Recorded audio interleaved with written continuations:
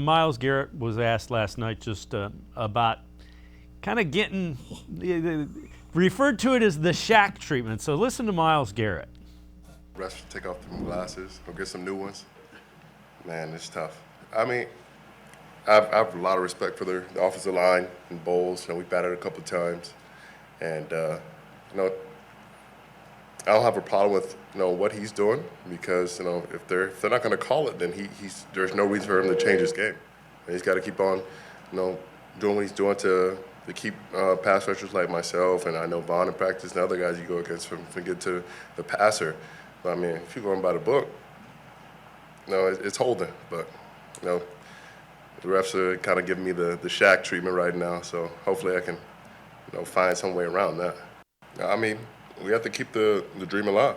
We definitely couldn't go under 500, and this was a big game for us, especially them being the same record as us. We have to knock them off and then have Pittsburgh come to the house. Another big one. And the rest are all big now just because of our little slide that we had.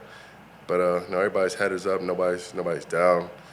We're ready to take on any challenges at this time, just trying to get guys back and healthy and get back to full strength.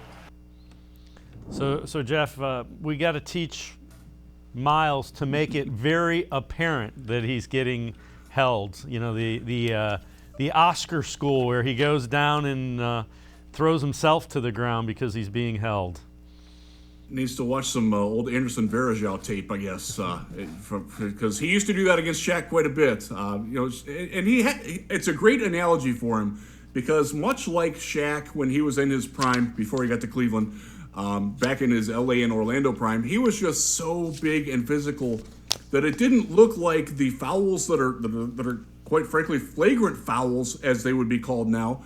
And they don't even get called on him because they didn't impact him because he's so physically dominant. That's what's happening to Myles. It is interesting, and he has a point talking about Bowles, because Bowles is a guy who over the last 3 years has had more holding penalties than any other player in NFL history over a 3-year period. The fact that he got called for one last night and it was a play that was declined because Myles sacked the quarterback anyway. Yeah, I do think that when the officials go back, and the officials do watch the tape, I've actually gotten to know a couple of officials, and they're pretty clear about this. They do watch and grade themselves on what they did well and what they didn't. And they're going to see a few instances in that game where they're like, oh my goodness, how in the world did I miss that? And if it's nothing more than Myles planting the seed that, yes, hey, look for this, pay attention.